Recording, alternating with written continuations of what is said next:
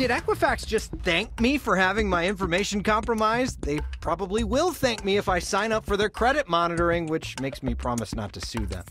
Cities like Denver are flirting with the idea of hosting Amazon's second headquarters. Anastasia Bolton takes that flirting cliche and runs with it. Our Confessions series continues with a downstairs neighbor who can hear everything. And with hurricanes moving, wildfires burning, Social Security numbers leaking, we could all use some good news to end the week. We'll share some on Next.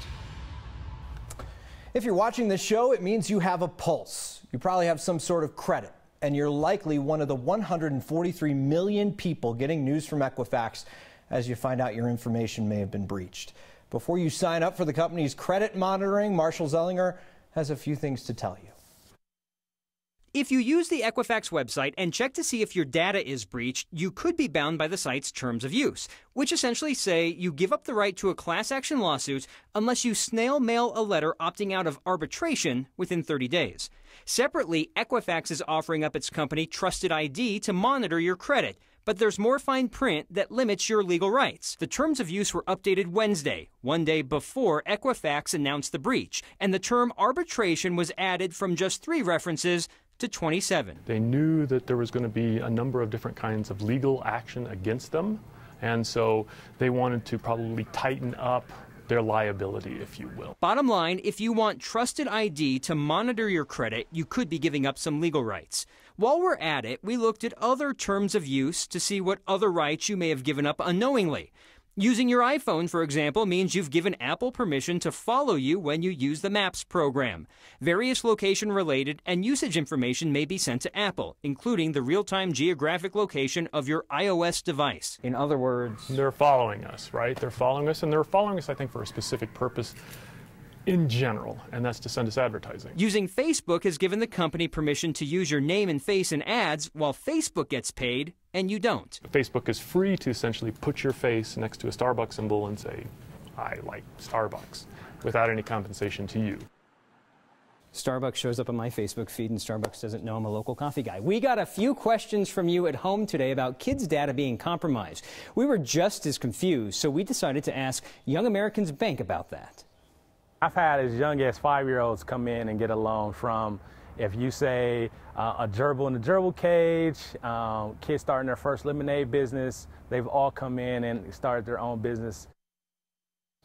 Young Americans Bank says they've seen kids, get this, as young as 5 come in and take out loans. Their parents want to teach them pretty early about how to handle their money. 12 is the age they recommend for kids to apply for a credit card. So yes, their data could be compromised just as easy as an adult, Steve. I think I was 18 for a credit card, Marshall. Thanks.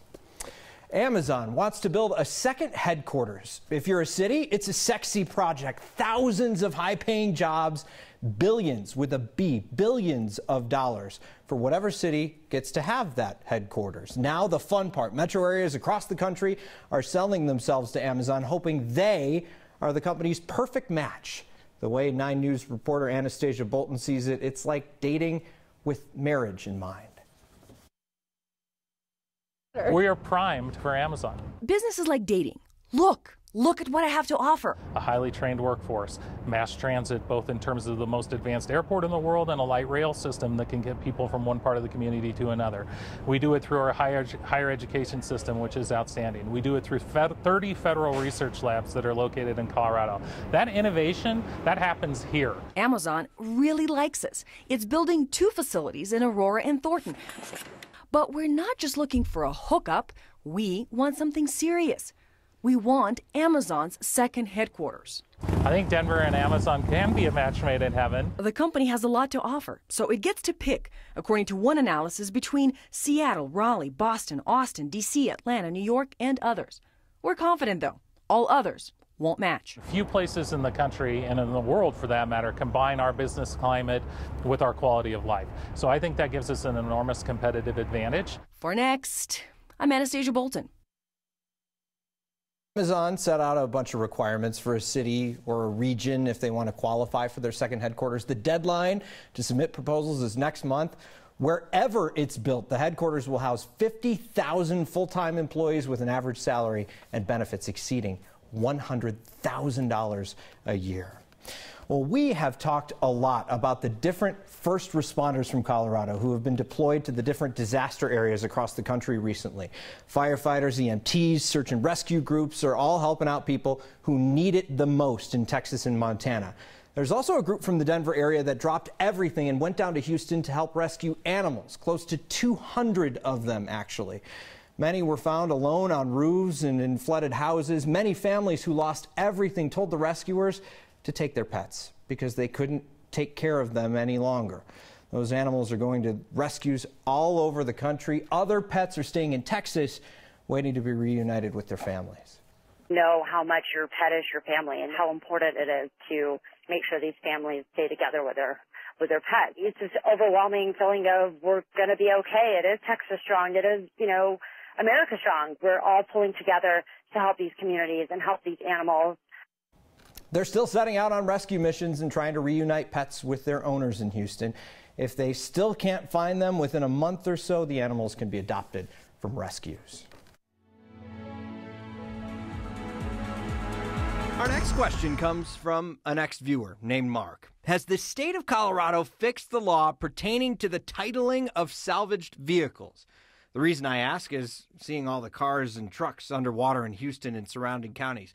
Colorado used to have laws allowing these type of damaged vehicles to be sold in the state without having to disclose any previous vehicle history. The Department of Revenue has an answer for you, Mark. This has been addressed at the state capitol through legislation twice recently, actually.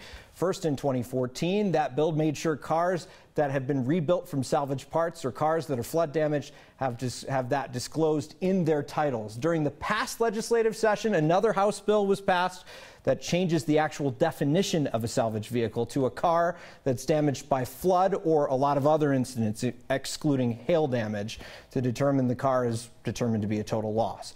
We have PDFs of the bills in the next section of 9news.com.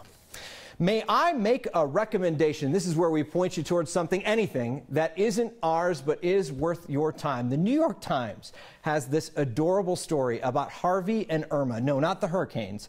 About an adorable couple who live near Spokane, Washington. Their real names are Harvey and Irma. They've been married for 75 years. Harvey is 104. Irma will be 93 in November. Harvey was a barber. And they were foster parents. And they've never seen two big hurricanes, one after another, with their names. The story is very sweet. We have a link to it on the next Facebook page. We think you should go check it out. You know that scene from Star Wars where Luke looks out over the two suns on Tatooine? That's what it looked like in Denver this morning with the haze from those wildfires. We'll take you out to a tiny building where they keep an eye on that.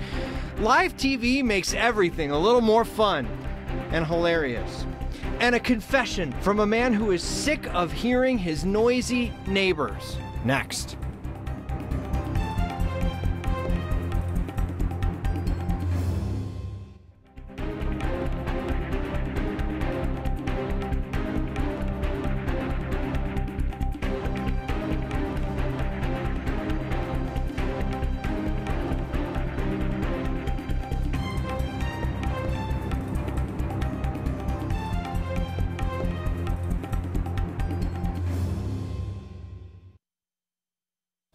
If you look outside, you know the air quality has been very poor in Colorado this week, mostly from the smoke from the wildfires burning west and north of us.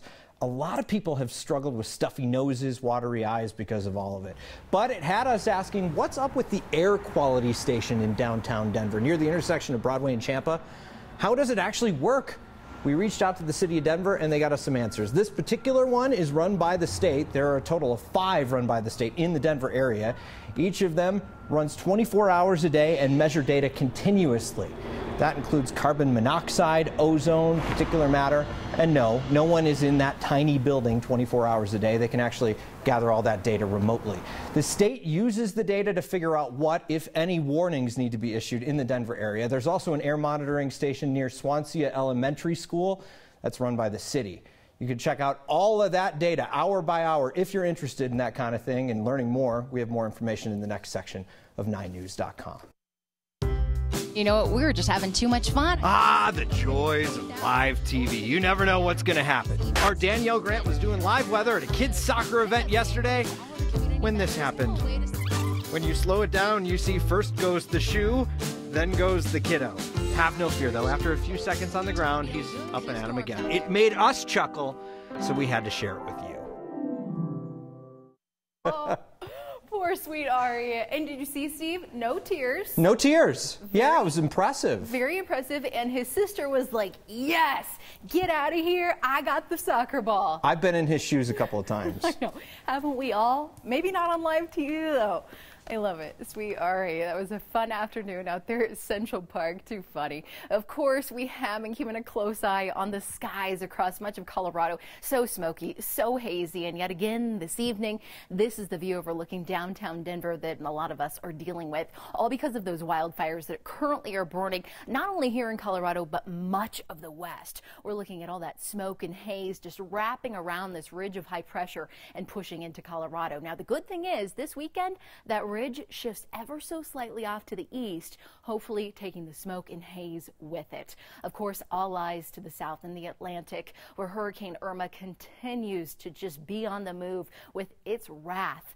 Right now, it is a Category 4 winds sustained at 155 miles per hour. Take you through the track because it pushes, it takes that hook, taking direct aim at Key West as a Cat 5 on Saturday. By Sunday morning, it's entering into the Fort Myers area through Florida and then potentially all the way up through the Atlanta area. So keep this in mind, the cone of uncertainty. Everyone in that area could be looking at some very, very tough conditions with a huge storm surge as well as extremely strong winds and a lot of rain too. Back here at home, the heat's on for the weekend. Upper 80s, low 90s for eastern Colorado, 70s up in the mountains. We'll be looking at isolated storms as we head toward this weekend, similar to this afternoon, maybe one or two, and then heading into next week, the 90s are back like that. Thanks, Danielle. The most Colorado thing we saw today was actually spotted by our old friend Adele Arakawa. She's in town this weekend and tweeted this photo with the caption, "In case the Yamaha breaks, hashtag have bike will travel, hashtag back in Denver, hashtag baby got bike." That's my favorite one. A mountain bike on the back of a motorcycle. It's pretty impressive. We wonder where this guy was going with his bike on the back of another bike. And that, my friends, is the most Colorado thing we saw today. I can't stop thinking about what I saw at Rocky Mountain National Park last weekend. I have something to say. And we'll introduce you to another man who also has something to say. All of a sudden the noise happens, and it always happens at the most inconvenient time. And as always, your good news to end the week. That's next.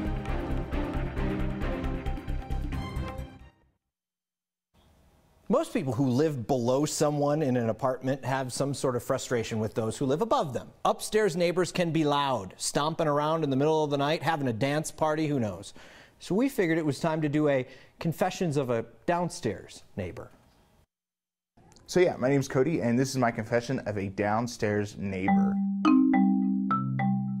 I've lived in apartments growing up, majority of my life, college and everything. But now I have a family, a newborn. And, with all the things we have collected over the years, it's easier for us to live downstairs than moving everything upstairs. The most annoying thing would be, especially having a newborn. We put our kid down, everything's good, we're finally resting and relaxing for at least an hour or so. And then all of a sudden the noise happens, and it always happens at the most inconvenient time of the day. I hear pots and pans, I hear stomping, I hear dogs barking, scooting of a chair. Anything like that, it echoes down below. So please, if you're going to move a chair, pick it up and move it, don't slide it. The other night, laying in my bed, nice and quiet, everyone's down asleep, and all of a sudden, 1 a.m., I'm woken by the door being slammed, yelling, talking, having a good time. I actually recorded it. And as you can hear, there's no care in the world that there's people living around them and below them. So my message is basically, if you're upstairs, please have consideration for the people below you. I'm Cody, and that was my confession. Well, as an upstairs neighbor, Cody, I apologize for her. Oh, we now know Mike Grady's an upstairs neighbor. If you have a confession, something to get off your chest, and you really just want the little emojis over your face, you should email us next@9news.com. Well, indulge me for a minute. I've had something on my mind all week, and I need to get it off my chest. Last weekend, I took a couple of out-of-town friends up to Rocky Mountain National Park. The views were stunning, both in a great way and an upsetting way. It seemed like everywhere we turned, we spotted someone breaking the rules. This is the only photo I got. People hopped the fence off Trail Ridge Road and walked all over the tundra area where the signs clearly say, don't do it. I saw people parked along Trail Ridge Road where signs say no parking, walking where signs say no walking. I saw hikers with dogs on trails where the trailhead specifically had a picture of a mutt with a circle and a line through it. And to top it all off, I saw a dude parked along Trail Ridge Road flying a drone. Huge no-no at Rocky Mountain National Park. I was talking with someone from the Forest Service this week, and they told me they've hired social scientists to try to figure out why people are so compelled to destroy public lands. It's sad that we're at that point. But after thinking about this all week, I realized I'm not mad at the people doing this stuff. I'm mad at myself for the way I reacted to all of this. I just stood there and stewed about it. I didn't walk up to the person and say, hey, please don't break the rules. I didn't go and try to find a ranger or anything. How often do we do that? Vent about someone abusing our outdoors on social media or complain about it to friends. Chances are a lot of people don't realize they're doing something wrong. And sure, many of them probably don't care. But do we really care if we just complain and let it keep happening? Food for thought. Your good news and a trip to the Denver Botanic Gardens next.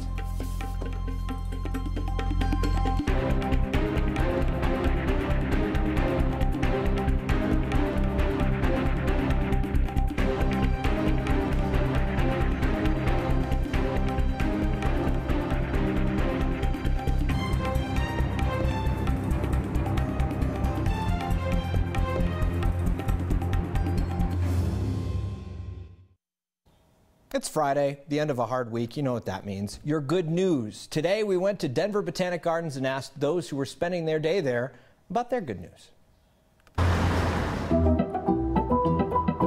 Our good news is that it's our first trip to Denver, and we got a free breakfast at the hotel today because we didn't eat much, according to the waiter. AARP Senior Day. Perfect for us. We're recently retired, and we're here to just enjoy the beautiful Botanic Gardens. You know, the good news of the day is I didn't know this was going to be free. I grow a lot of vegetables, but I'm getting more into flowers and stuff, so I hope I'll learn a lot here today. Kathy, with a C. I just came here to meet my friend at this beautiful place for lunch. So the good news is just being out in this beautiful place, in this beautiful world we live in, with a really wonderful person. My son was just here from California, and we had a great visit. They're beautiful. They're absolutely beautiful. Absolutely stunning. The water lilies are absolutely beautiful. It couldn't be more beautiful September day. We love it. But that's my good news.